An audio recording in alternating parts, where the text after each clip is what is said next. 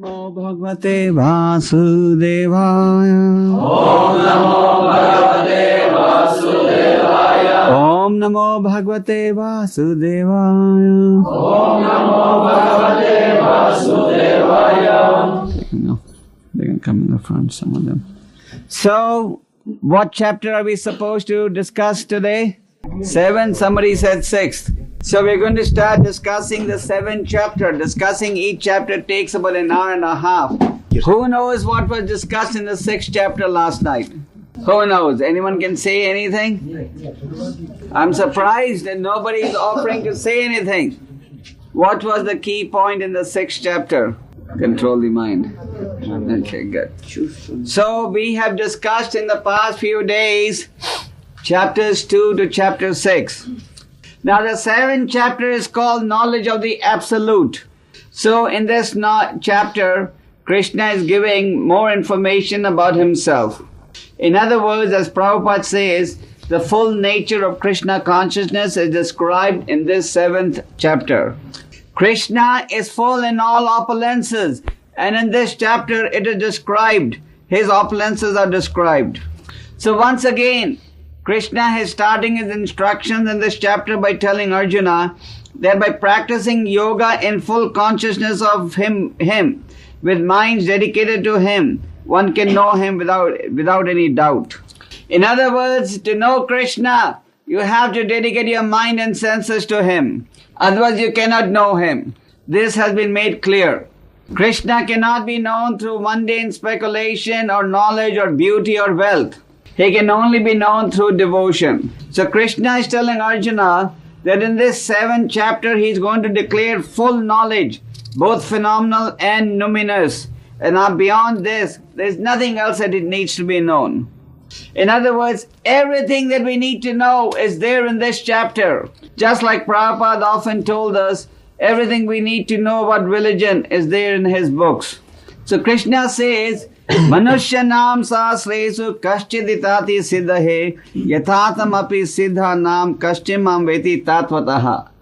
Out of thousands among men, one may endeavor for perfection. And of those who have achieved perfection, hardly one knows me in truth. So Krishna is clearly saying that this Krishna consciousness is not for everyone. Once Prabhupada was giving a lecture at the Convoy Hall in London, and the hall was not packed, crowded. So one person in the audience said, if your Krishna consciousness is so perfect, why isn't this hall full? Prabhupada said, when you're selling diamonds, only few will buy. But when you're selling broken cut glass, thousands of fools will buy. So this Krishna consciousness is a diamond. So not everybody will take to Krishna consciousness. Just like in a city of Moscow, not everybody has a Mercedes car. So Krishna says, out of thousands of men, one may endeavor for perfection. And even among those who have achieved perfection, hardly one knows him. That means hardly one becomes his pure devotee. So in order to know Krishna, one has to take to the path of devotion. So there may be thousands of so-called transcendentalists, but only few will take to the path of pure devotion. So you can never think that there will be millions of real followers of Krishna consciousness, because we are presenting the real dharma, which is independent of sense gratification. So naturally there will be few buyers for it. So in this 7th chapter, Krishna also explains the science of God, which analyzes the constitutional position of God and its diverse energies. Material nature is called Prakriti. I had some Russian doctor friends in Kenya, and when I used to talk to them and ask them who is the cause of everything, they used to say nature, nature. И когда я спрашивал этих врачей, but nature also has a boss. So Krishna says, Bhumirapo nalavayu kham mana buddhi evacha ahankar itya me bhinna prakriti astada. Earth, water, fire, air, ether, mind, intelligence and false ego. All together these constitute my 8 separate material energies. So in this material energy, there are 8 types of manifestations, 5 of which are gross and 3 are subtle. So within the 5 gross elements, gigantic material elements, earth, water, fire, air, ether, There is a manifestation of physical sound, touch, form, taste and smell. Just like with the eyes we want to see something beautiful, with the ears we want to hear something nice, with the tongue we want to taste something and so on. So all this is due to a combination of earth, water, fire, air, ether. Now Krishna also says that besides these gross elements of mind, there's another that is a living entity. This is very nicely stated by Krishna in the following verse. Aparyam itas vanyam prakritim vidi me param jiva bhutana mahabaho yavadam dharyate jagat. This is a very important verse since all of you, since the Soviet devotees have a special inclination towards philosophy. Therefore on this trip I'm giving you so much of philosophy, and this verse has very important philosophical meaning. Besides these, O mighty armed Arjuna, there's another superior energy of mind. So what Krishna in the previous verse has already stated that there is one inferior energy of mind. Now he's saying that there's a superior energy of his also. And who is in the superior energy? The living entity. So the superior energy, the living entity, is exploiting the inferior energy. This cosmic manifestation has no power to move unless there is somebody who moves it, pushes it. Just like you may have a Mercedes car downstairs, but unless there's a driver to drive it, it will not move. You may have the oil below the earth, but unless somebody drills for that oil, there will not be any oil. So the point is that the superior energy, the living entity, is the one who exploits the inferior energy. That's okay. So we must understand that this material nature, earth, water, fire, ether, the mind, intelligence, false ego, these are all created by the Lord. But this is inferior nature, and the superior nature is the jiva or the living entity. Now the living entity is considered to be belonging to the superior energy because he is also eternal, like the Supreme Lord is eternal. He is one in quality with the Lord, but not one in quantity. Just like you have that river that runs, that Moscow river. So if you take 1 spoon of taste from that Moscow river and the rest of the water, it is the same taste. But that 1 spoon of water is less in quantity than the vast ocean. So similarly, we are one in quality with the Lord, but not one in quantity. You may have 10 rubles in your pocket, and the millionaire may also have rubles. But he may have millions of rubles and you may have 10. So they're one in quality but not in quantity. So Krishna clearly says that material and spiritual, whatever you say, everything is actually coming from me. Because everything that exists is a product of either matter or spirit. This material energy is created based on spiritual energy. The material world is created based on spiritual energy. So we must understand that no knowledge is superior to Krishna's wisdom. Therefore Krishna says, Mataha partaram nanyat kinchid asti dhananjaya. There is no truth superior to me. Everything rests upon me as pearls are hung together on a thread. Just like in this japa mala, all the beads are being held together because they are strung on the thread, isn't it? So just like that thread is holding all the beads, Krishna says that the entire creation is resting on me. So like the pearls are strung on a thread, similarly, all this material and spiritual world is strung on Krishna's energy or is being maintained by Krishna. Now very often people say, can you show me God? And they say, have you seen God? So we say, of course we have seen God. Don't you see the sun every day? The sun is one of the eyes of God. And don't you and I taste water? Doesn't matter whether you live in a communist or capitalist society, you cannot live without water.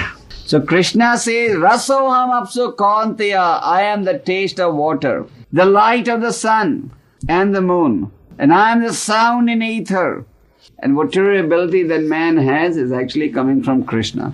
Somebody may design a very nice building and he may even get the Nobel Prize. But Krishna says, I am the ability in man. Whatever ability you have is because of me. And He's also the original fragrance on this earth. Everything has a fragrance, like the flower has a fragrance. So that fragrance is Krishna.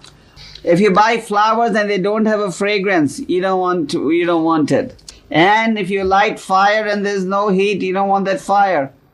You can't have fire without heat. So Krishna says the heat in the fire is him. You cannot live without fire. Do you know that your stomach produces fire? When you eat and if your stomach doesn't produce fire, then you have to go to the doctor for indigestion. Normally when you have fire, you call the fire brigade. But when your stomach produces fire, you don't have to call the fire brigade. And he's the life of all that lives. So the life that you have is Krishna. And whatever austerities that one may perform, that is also Krishna. So if there is any powerful man who has strength, that is Krishna. Krishna is the seed of everything. So you may see different species of life. Birds, animals, insects, human beings, trees, plants, mountains, rivers, oceans, clouds, sky. Krishna is the cause of everything. So a strong man who is not exhibiting passion and desire, that strength represents Krishna, or that strength is coming from Krishna. Krishna says, I'm also sex life, that is not contrary to religious principles. So sex life should be used for producing children for God.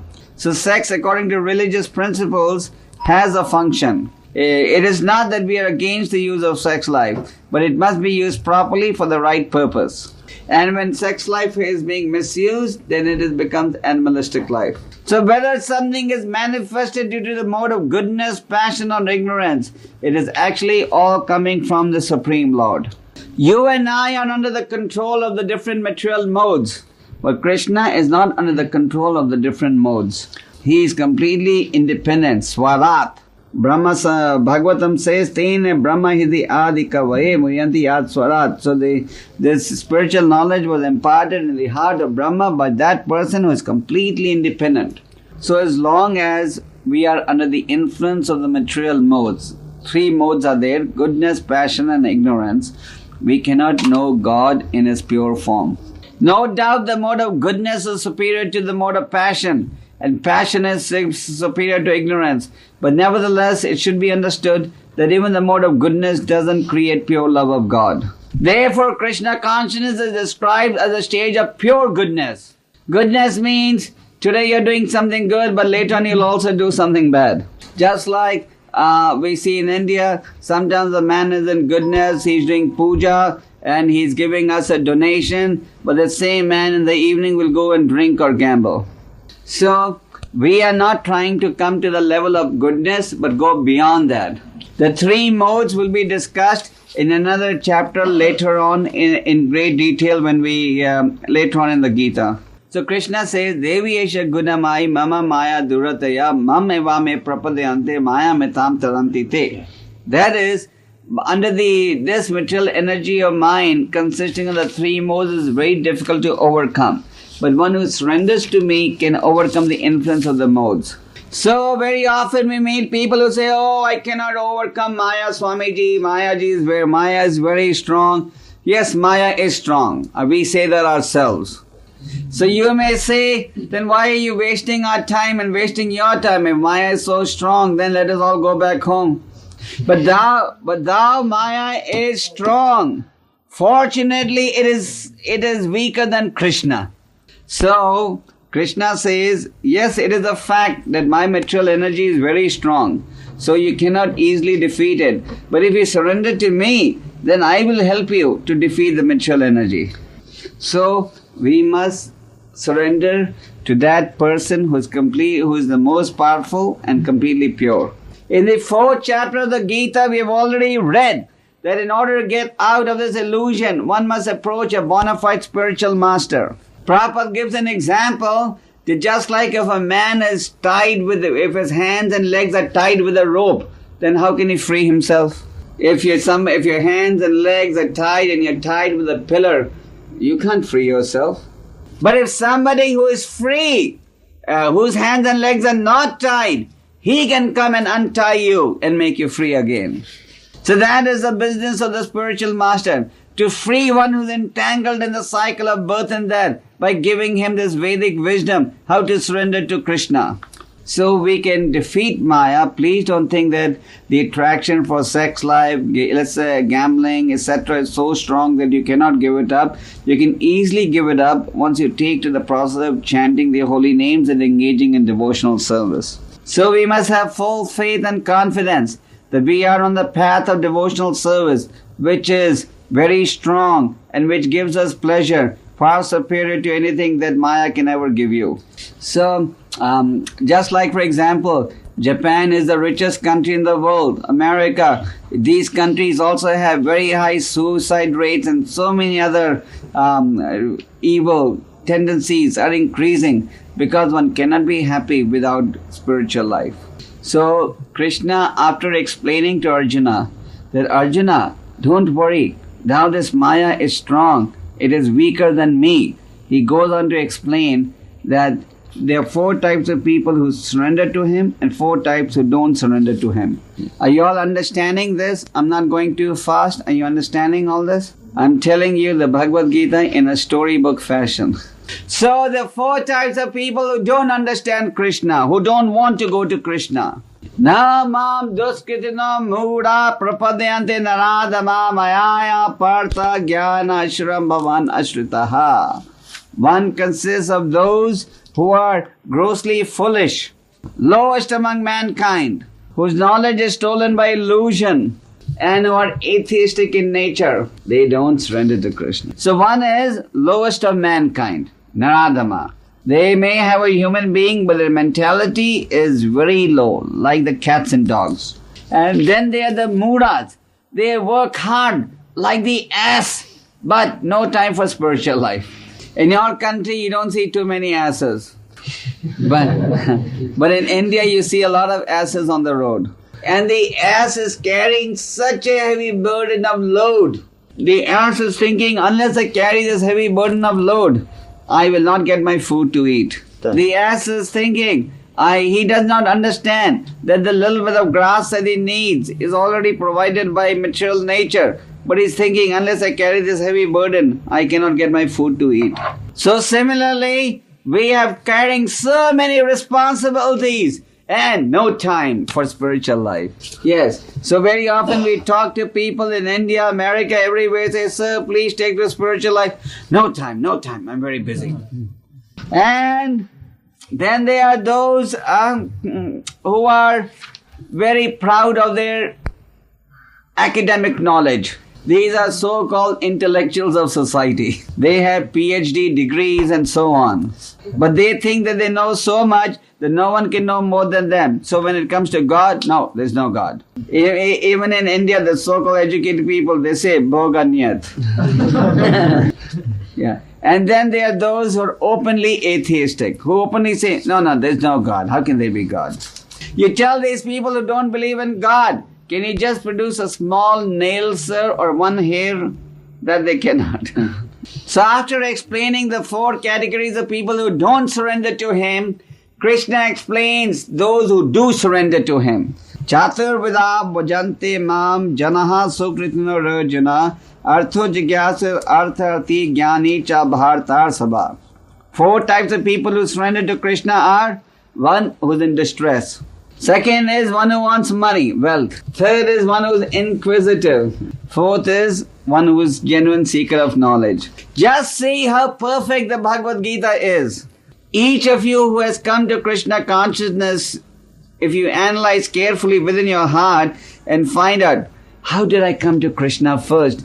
You will see, either you were distressed, or you wanted some wealth or some favors, or you were inquisitive, or you wanted knowledge. Is that right? Am I saying that, is Bhagavad Gita speaking the truth or no? So even if you want wealth, even if you want rubles, don't do black market but come to Krishna. And if you're very sad, you don't know what to do, don't drink vodka but come to Krishna.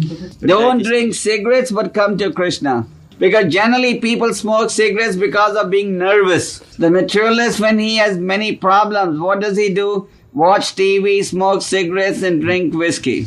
But if you're in distress, come to Krishna. And everybody is in distress. Who is not in distress? You think that just because your album has all pictures of yours smiling, that means you're not in distress? So actually everybody is in distress. На самом деле все в беде. And some people may come to Krishna consciousness because they're inquisitive. They may say, okay, let me go and see what are those crazy people doing. Or some may say, okay, let me find out what is their philosophy. So whatever the reason may be, Krishna says, come to me. But one thing that Krishna makes clear, that even though these 4 types of people surrender to me, one who comes to me in full knowledge and who's always engaged in devotional service to me, he is the best of all 4. For example, if you understand that here I am, Krishna is the Supreme, and as part and parcel of my business to serve Him, and you engage in devotional service with knowledge, then that is considered the best type of service. In the beginning, one may approach Krishna for material motives also. But if one is sincere, gradually he gets purified and he comes to the path of pure devotion. In the Srimad Bhagavatam, there is a very wonderful story of Dhruva Maharaj. In the beginning, Dhruva Maharaj practiced austerity in the forest because he wanted to have a kingdom which was the most opulent, more opulent than his father, grandfather, great-grandfather. But then he got so purified by the austerities that he performed that in the end, when he saw the beautiful form of the Lord, he said, Now I don't want anything but just devotion to you. I was a fool looking for broken cut glass, but now I found a diamond. So I don't want any material opulence from you, but just the association of devotees so that I can serve you. So when you're looking for some material benefit in exchange for your devotion, it is like broken cut glass. When you step on broken cut glass, you will cut yourself. But devotional service is a diamond. So Krishna says, Bahunam janmanam ante jnanamam prapadayante vasudeva sarvamiti sabhatma sadurlabhaha. After many, many births is he the fortunate soul who takes to the path of pure devotion, understanding me to be the cause of all causes. So all of you who have now come to the path of devotional service have gone through many previous births where you did some service, but now you have come to this after many, many births. So we should take to this path with complete determination, and then you will succeed. After explaining all this, Krishna is again coming back to the topics of demigods. You may remember that in the previous 2nd chapter, 3rd chapter, Krishna has already given us hints about demigod worship and pointed out how it is subordinate to his worship. So you may want to question, why do people go to demigods? Why? After all, why doesn't everybody go to Krishna? So Krishna replies to this question by saying, Kame sthite hirta jnana prapadante nya devata tam niyamam astaya prakritya niyata swara. That those whose intelligence has been stolen by material desire, they go to the demigods and they follow some rules and regulations. So in exchange for that, they can get their material benediction rewarded. So, generally those who worship demigods are those who have material desires to obtain. And those who worship the Supreme Lord are those who want pure devotion. So, the point is that we approach the Supreme Lord because we want pure devotion. So we must understand that Krishna is situated in everyone's heart as the Super Soul. And because he is situated as a Super Soul, he guides us according to our desires. How is it that one man comes to Krishna, one goes to demigods, one becomes an atheist? How is it that one man is walking around as a free citizen and another man is in the jail? The man who is in the prison house is in the prison because he has violated the laws of God. And the man who is free is walking around as a free citizen because he has not violated the laws of the government. So similarly, the Lord is in everyone's heart. And if you want to go to the demigods, He'll give you that type of intelligence. If you want to forget Him, He'll give you that type of intelligence. And if you want to come to Krishna, He'll give you the same intelligence. Now the less intelligent people think that if they're worshipping some demigod and they get some material benediction, that benediction is actually coming from them. Actually, everything is coming from the Supreme Lord. Just like in the Soviet government, you have Mr. Gorbachev as the head, and then you have different ministers. So if a minister approves something, it must be understood that the minister is approving it because it has the blessings of Mr. Gorbachev. So whatever the demigods give, actually they are able to give because of the blessings of the Supreme Lord. So, the scorpion lays his eggs in the rice. And sometimes less intelligent people will say, oh, the rice gave birth to the eggs. But actually the eggs were laid by the scorpion. So, those who want to worship demigods are given the intelligence in the heart by the Super Soul to worship the demigods. But you cannot think, and Krishna confirms this, that by worshipping demigods you can come back to me. The result of demigod worship is temporary benefit only. And when you worship the Supreme Lord, then there's permanent benefit. And those who worship demigods go to the demigods, and those who worship me, only they come to me. Just like you cannot expect that you can buy a ticket to Leningrad and with that ticket travel to Tashkent. You cannot buy an airflow ticket to Leningrad and think that ticket will take you to New York. So if you worship demigods, you go to demigods and again go through the cycle of birth and death. And if you worship Krishna, you go to Krishna and you terminate cycle of birth and death. Krishna has already explained that those who worship demigods are considered to be less intelligent. Now Krishna also explains that those who think that at one time he was impersonal, but now he has assumed a personal form, are also less intelligent. Krishna says because of their small knowledge, they do not know his higher nature which is imperishable and supreme. Why is it that you and I can understand Krishna, or at least we are trying to understand Krishna and some others do not? Naham prakasha sarvasya yoga maya samavrataha mudayam nami janati lokama majam avyayam. Krishna says, I am never manifest to the foolish and unintelligent. For them I am always covered by my internal potency, and therefore they do not know that I am unborn and I never make any mistakes. I am infallible. So Krishna has already explained, if you remember, in the 4th chapter, that he is unborn and he never makes any mistakes. You and I always make mistakes. But Krishna doesn't make any mistakes. Even when Krishna was on the planet 5,000 years ago, only few people could understand, here is Supreme Lord. Even the cousins of the Pandavas, the Kurus, could not understand that here is the Supreme Lord. So Kunti Devi says that, my dear Lord, you are covered by your internal potency, namely Yoga Maya. And therefore people cannot understand him. Just like the sun is covered by the clouds, and when the clouds are covering the sun, you cannot see the sun. So the point is, when Krishna is covered by Maya, he cannot be understood. Another feature of the Lord is he knows everything that happened in the past, everything that's happening today, everything that will happen tomorrow. Just like in the 4th chapter we saw that when Krishna told Arjuna that he explained this knowledge to the sun god Vivaswan, Arjuna was confused and he said, how am I to believe that you gave this knowledge to Vivaswan when he's senior to you by birth? So Krishna knows everything about the past, he knows today, and he also knows what is tomorrow. Therefore, this knowledge is called Sanatan Dharma, which means eternal religion. We cannot think that this religion belongs to India or this philosophy is 5,000 years old, so it cannot be applied today. So this philosophy is for entire humanity. So we must understand that this is Sanatan Dharma, or the eternal religion of the living entity. Just like the dharma of water is to be liquid. And what is the dharma of sugar? Who knows? Sweet. Be sweet. And the dharma of sugar is sweetness. So the dharma of every living entity is to serve God. So the living entity is born under ignorance. And because he is born in ignorance, he is influenced by the duality which arises from desire and hate. Today you like something, tomorrow you hate it. So that is on desire and hate. Today you get married, tomorrow you have a divorce.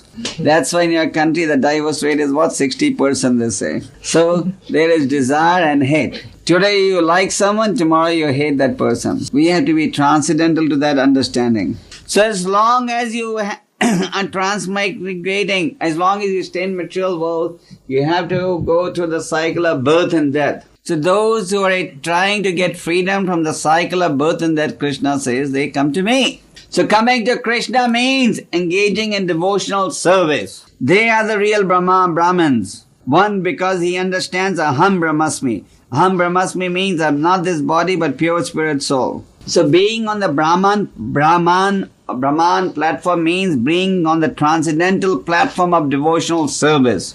So Krishna says, if you have this understanding that I am the cause of everything material and spiritual, there is no truth higher than me, and everything material and spiritual is all coming from me, and the demigods are also under my control, and all sacrifice is meant to understand me, then even at the moment of death, one will remember me and come back to me. So this is briefly the summary of the 7th chapter.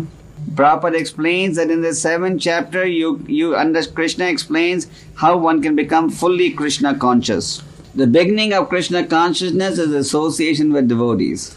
And as we associate with devotees and chant and read, our faith in the process increases. Just like as the patient takes medicine, his recovery becomes better. So by this knowledge of the Absolute, we gain a proper understanding of who God is. And when you know who God is and how great God is, then you know how small you are. And when you know how small you are, then you surrender and serve that great Master. Hare Krishna.